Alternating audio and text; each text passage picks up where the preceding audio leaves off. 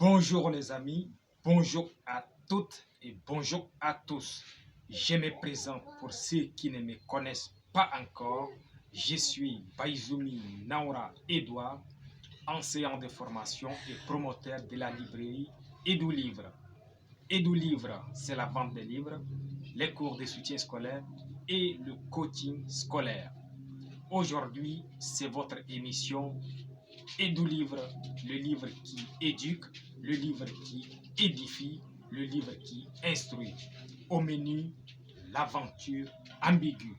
L'aventure ambiguë est un roman écrit par Cheikh Hamidou Khan, un roman étudié en classe de première dans plusieurs écoles africaines, même au-delà de l'Afrique. C'est un roman d'une figure emblématique de la littérature africaine, Cheikh Hamidou Khan, qui a publié ses romans en 1961. C'est un écrivain sénégalais.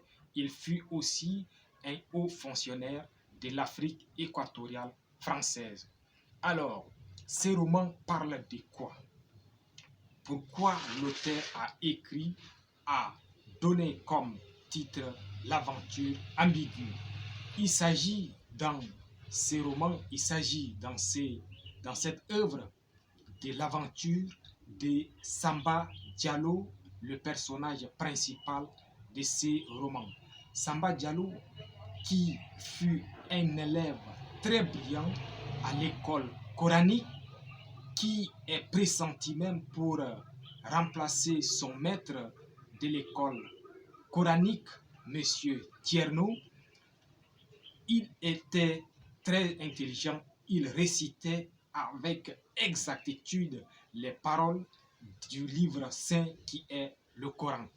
Mais à l'avènement, lorsque la nouvelle école, c'est-à-dire l'école étrangère, l'école des Blancs, l'école française, est venue installer au village, c'est toujours Samba Diallo qui est sollicité pour aller à l'école des Blancs.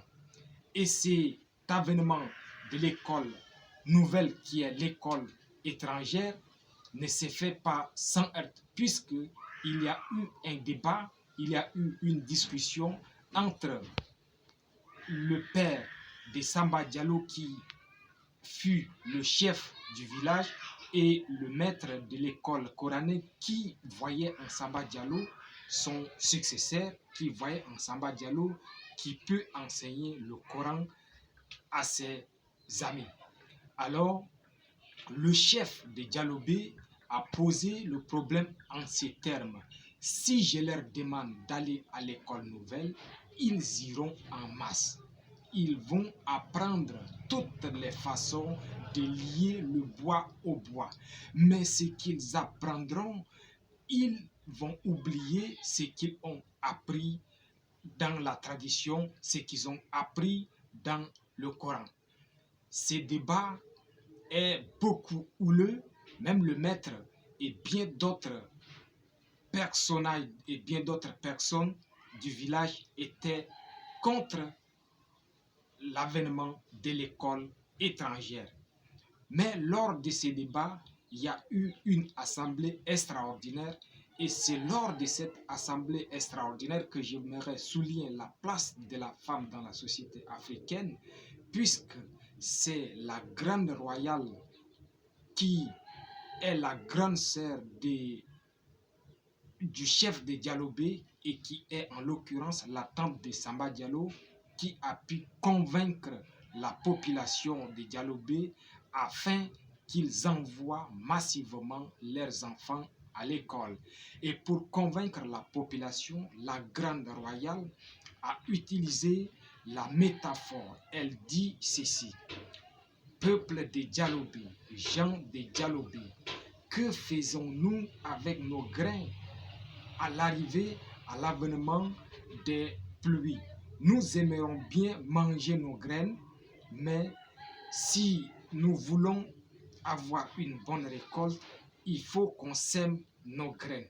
C'est aussi la même chose avec nos enfants. Nous voudrions bien garder nos enfants à côté de nous. Nous voudrions bien garder nos enfants dans la tradition. Mais pour que nos enfants apprennent toutes les façons de lier le bois au bois, pour que nos enfants apprennent la civilisation des Blancs, pour que nos enfants apprennent la civilisation française, il faut envoyer nos enfants à l'école des Blancs afin qu'ils puissent apprendre l'art de vaincre sans avoir raison. Et c'est par la métaphore de la Grande Royale que les peuples, les gens de Dialobé, ont pu envoyer massivement leurs enfants à l'école nouvelle. En l'occurrence, Samba Diallo est allé à l'école nouvelle.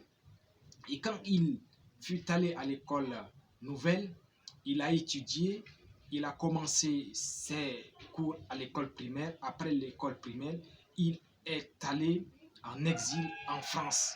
Il a appris la philosophie.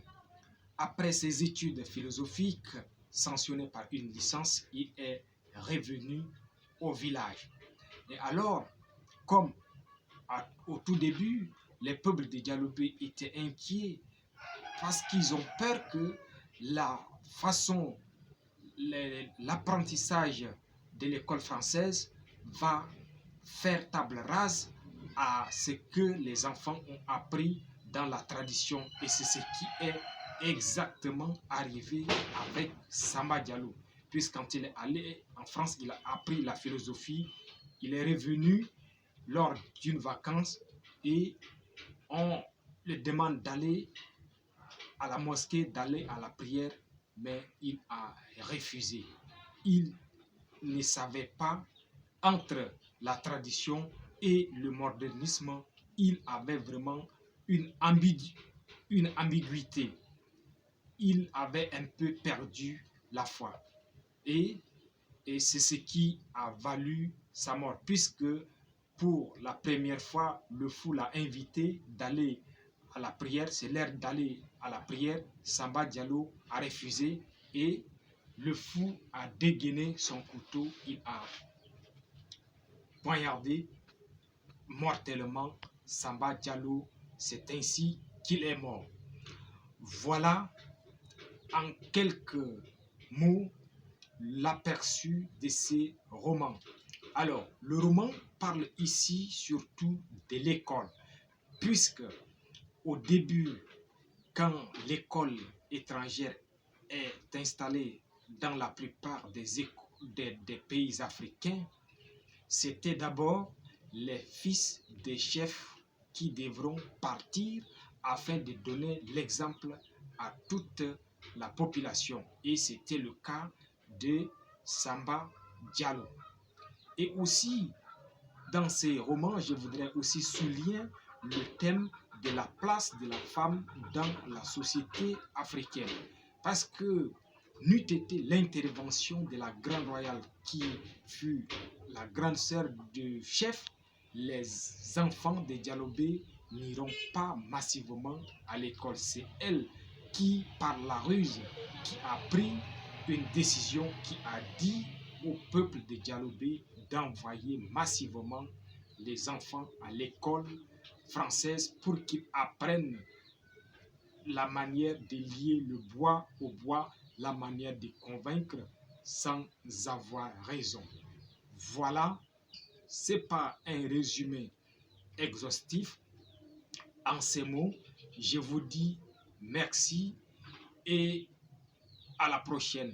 C'était Baizoumi Naura, enseignant de formation et promoteur de la librairie Edu Livre pour la vente des livres, les cours de soutien scolaire et le coaching scolaire.